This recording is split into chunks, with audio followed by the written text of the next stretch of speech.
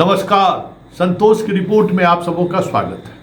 और आज हम संतोष की रिपोर्ट में बात प्रशांत किशोर की उस राजनीति की करने जा रहे हैं जिस राजनीति की वजह से बीजेपी कैंप में गजब का कह सकते हैं कि उथल पुथल है, या यूं कहें कि बीजेपी कैंप में मतलब युद्ध के मैदान में उतरने से पहले ही जो योद्धा सब जो डरा डरा सा महसूस करता है ना, ठीक उसी तरीके का माहौल बीजेपी के कैंप में देखने को मिला है। सहयोग से कई बीजेपी के नेताओं से विधानसभा सत्र के दौरान भी भेंट हुई, प्रेस दीर्घा में भी बातचीत हुई और आज कुछ लोगों से भेंट भी हो गया। यही सियासत बिहार को चाहिए था जो प्रशांत किशोर अब शुरू करने जा रहे हैं। और हम बार बार प्रशांत किशोर की सियासत को इसलिए कहते थे कि पलायन हो, रोजगार हो, ये बिहार का मुद्दा है ही नहीं। जो पलायन का मुद्दा है वो स्वाभाविक चीज़ है। कई तरह की चीज़ें हैं जो पलायन के मुद्दों को गौण कर देता है, लेकिन भ्रष्टाचार एक बड़ा मुद्दा आज भी बिहार में है। और भ्रष्टाचार को लेकर आज भी बिहार की जनता किसी भी हद तक जा सकती है। जात पात मजहब सब चीज छोड़ के किसी भी हद तक जा सकते हैं, क्योंकि भ्रष्टाचार से सब लोग पीड़ित हैं। मतलब कह नहीं सकते हैं कि भ्रष्टाचार को लेकर लोगों में कितना आक्रोश है। और प्रशांत किशोर के पास उस तरीके का नेटवर्क भी है जो भ्रष्टाचार पर तथ्यों के साथ हमला कर सकता है। मतलब कितने दहशत में है कि प्रशांत किशोर ने लाइव सिटी के कार्यक्रम में सम्राट चौधरी के बारे में जो कुछ बातें रखा पब्लिक डोमेन में, आज सोशल मीडिया पर वो वायरल भी है डिग्री को लेकर। लेकिन सम्राट चौधरी के कैंप में इस बात को लेकर खलबली है कि सिर्फ डिग्री वाला मसला है कि कोई और मसला है। मतलब एक गजब, मतलब पूरा कैंप जो है ना खलबली मची हुई है। एक यही देखिए, यही बात समझने की कि एक ब्राह्मण नेता एक पिछड़े नेता पर अटैक करने की बात कह रहा है, और उस कैंप में इस तरीके का दहशत है जिसका अंदाजा शायद प्रशांत किशोर की टीम को नहीं होगा। वो इस दहशत का माहौल है कि क्या खुलासा कर दे, क्योंकि प्रदेश अध्यक्ष दिलीप जायसवाल के बाद को लेकर जिस तरीके से प्रेस कॉन्फ्रेंस करके दिलीप जायसवाल तो बैकफुट पर आ गए, उनकी तो बोलती बंद है। मतलब कोई प्रशांत किशोर का नाम सुनते ही जो है तो भड़क जाते यार इस पर अभी कोई बातचीत नहीं होगा, बाद में सवाल करेंगे। यही दोनों नहीं है, मंगल पांडे की स्थिति और खराब है। मंगल पांडे को जानने वाले और मंगल पांडे के आसपास रहने वाले लोग इस बात को लेकर डरे सहमे हैं कि हिमाचल का चर्चा तो नहीं हो जाएगा। अब क्या है हिमाचल नूडल्स पता नहीं, लेकिन हिमाचल के बार बार मीडिया वाले से यही सवाल करता है कि कुछ हमारा भी चर्चा किया है क्या, और उसमें हिमाचल की चर्चा बार बार होती है। मतलब कुछ न कुछ चीज़ें हैं हिमाचल में, मंगल पांडे से कुछ न कुछ ऐसा रिश्ता है जिसको लेकर मंगल पांडे असहज है। हो सकता है कि टीम प्रशांत किशोर हिमाचल प्रदेश में कई तरह के नेटवर्क पर वो काम कर चुके हैं आसपास के इलाके में, तो हो सकता है कि वहाँ कुछ रेकी कर रहे होंगे प्रशांत किशोर की टीम, कुछ पता करने के लिए पहुँच गया है। सुनते हैं कि दवा फैक्ट्री आके चर्चा कर रहा है। मतलब गजब, मतलब इन तीनों में सबसे ज़्यादा दहशत कहिए यही मंगले पांडे में है। मतलब मंगल पांडे एकदम खामोशी के एकदम चुप है कि भाई क्या हो जाएगा। कुछ अधिकारी को भी दहशत में कि जो मुहिम प्रशांत किशोर ने शुरू किया है, अगर ये मुहिम अधिकारी तक पहुंच गया तो फिर तो खेला हो गया, क्योंकि भ्रष्टाचार में लिप्त सब कोई है, लेकिन भ्रष्ट है ये बात पब्लिक डोमेन में नहीं आनी चाहिए।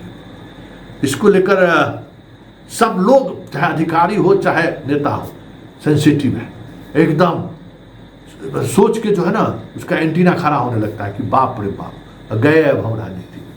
भले भ्रष्टाचार में को लेकर कुछ भी हो, लेकिन जनता के डोमेन में आया तो फिर बहुत मुश्किल होगा। तो यही जो प्रशांत किशोर का जो दहशत है ना, इसी दहशत को कह सकते हैं कि बनाए रखने की जरूरत है। कि अशोक चौधरी के मामले में सिर्फ हंगामा खड़ा करना ही नहीं, वह जवाब देंगे। अशोक चौधरी के इशूज पर बहुत सारे ऐसे मुद्दे हैं जिन मुद्दों पर जिस तरीके से टीम प्रशांत काम करना शुरू किया है, थोड़ा और उसको एक्सप्लोर करें। देखिए ना, नीतीश कुमार के मंत्रिमंडल में रहते जो कहते हैं कि नीतीश कुमार सब चीज़ मामले से अलूफ हो गए, कंक्रीट सवाल खड़ा करे तो प्रशांत किशोर देखिए कैसे खेला होता है, कितना कमजोर सरकार है। हम तो पास से देखते हैं ना कि ब्यूरोक्रेट्स हो या नेता हो या मंत्री जी हो, विधायक हो, सांसद हो, सब लोग घबराया हुआ है कि भाई प्रशांत किशोर का निशाना कौन बनेगा, अगला निशाना कौन है। तभी सम्राट चौधरी का इंतजार हो रहा है कि सम्राट चौधरी का सिर्फ सर्टिफिकेट को लेकर सवाल है या सम्राट चौधरी जब नगर विकास मंत्री थे उस दौर में जो कुछ भी है उस पर भी नजर है। क्योंकि खबर आ रही है कि पूरे पटना शहर में जितना बस स्टैंड बना था ना, मतलब बस स्टैंड, बस स्टॉप, आज तक कभी वहाँ उस स्टॉप पर एक गाड़ी भी खड़ी नहीं हुई थी। आजकल प्रशांत किशोर की टीम सारे उस स्टॉप का फोटो खींच रहा है, फोटो खींच के जो है अपनी लाइब्रेरी में जमा कर रहा है कि पता नहीं क्या धमाका होगा, वो भी देखने वाली बात हो। क्योंकि एक बार हम भी उस पर स्टोरी किए थे, आज तक कभी किसी, लेकिन बना था बड़ा गजब का, बहुत एकदम स्टील फ्रेम में भरा, चिड़ियाखाना से लेके कई जगह आपको देखने को मिल जाएगा। गाड़ी बस ठहरते हुए नहीं मिलेगा लेकिन वो मिलता हुआ। उसके अलावा कई और योजनाएं हैं सम्राट चौधरी से के कार्यकाल के, उसकी भी रेकी आजकल होता है ना, क्रिमिनलवा सब रेकी करता है, ठीक उसी तरीके की रेकी प्रशांत किशोर की टीम कर रहा है। घबराहट तो बाजी में, लेकिन यही सवाल है, यही अटैक बिहार में जो महागठबंधन और एनडीए के बीच जो एक समझौता था ना कि भ्रष्टाचार को लेकर एक तरफा हमला होता था लालू परिवार को, चारा घोटाला, चारा घोटाला, चारा घोटाला, और ये किसी घोटाले पर बोलने की स्थिति में नहीं रह पाता था, अपने दागी है तो क्या बोलेगा। तो ये जो एक स्पेस, तीसरे कोण का जो स्पेस प्रशांत किशोर ने बनाना शुरू किया, ये मुहिम अगर प्रशांत किशोर जारी रखा जिस तरीके से वो अटैक करते हैं, और साथ ही राष्ट्रीय फलक पर इनका नेटवर्क भी है, तो जितने नेता और अभिनेता और पदाधिकारी लोग हैं जिनकी राशि दुबई तक पहुंची हुई है, अगर वहां तक प्रशांत किशोर की नज़र पड़ गई तो तय मानिए ये जो प्रशांत किशोर को लोग हल्के में ले रहे हैं ना, मैं भी हल्के में ले रहा हूँ। मैं भी मानता हूँ कि इस राजनीति से, जो राजनीति प्रशांत किशोर कर रहा है उसमें 243 उम्मीदवार का जमानत जब्त हो जाए तो कोई बड़ी बात नहीं है, मेरा जो समझ है, जो हम देख रहे हैं प्रशांत किशोर की राजनीति। लेकिन अगर भ्रष्टाचार के मुद्दों पर इस तरीके से सरकार को घेरना शुरू किया तो ये तय मानिए कि चुनाव में वक्त भले 2-4 महीना बचा हो, लेकिन 2-4 महीने के अंदर इस तरीके का खेल हो जाएगा ना कि नरेंद्र मोदी जी को बिहार में बोलने के लिए कुछ नहीं बचेगा। जंगल राज और लूट राज पर कितना बोलेंगे जब इधर से काउंटर होने लगेगा कि भाई हिमाचल में दवा फैक्ट्री है, कोलकाता में जो है सो मॉल है, गुड़गांव में जो है सो बड़े बड़े प्लॉट हैं, ये सब अगर सबूत के साथ अगर दिखना शुरू हो जाए तो क्या होगा। तो यही राजनीति धमक प्रशांत किशोर की इन दिनों पूरे ब्यूरोक्रेसी और नेताओं के बीच देखने को मिल रहा है। अब इस धमक को कहाँ तक बनाए रखते हैं प्रशांत किशोर, ये देखने वाली बात होगी। और ये भी तय मानिए इस धमक का चुनावी राजनीति पर कितना प्रभाव पड़ेगा कहना मुश्किल है, लेकिन इतना जरूर है कि बिहार की राजनीति में इस तरीके के जितने लोग हैं वो इस तरीके से डरे हुए हैं कि प्रशांत किशोर की टीम अगर चाहे तो डील भी हो सकता है। समझे ना, इतना डरा हुआ, मतलब एकदम सब चीज खोलने को तैयार है। कह रहे अगर कुछ डील भी करा दो तो भाई करा दो, कई मीडिया वाले को जिम्मेवारी भी दी गई है कि डील करा दीजिए। चलिए आगे आगे होता है क्या, देखते रहिए।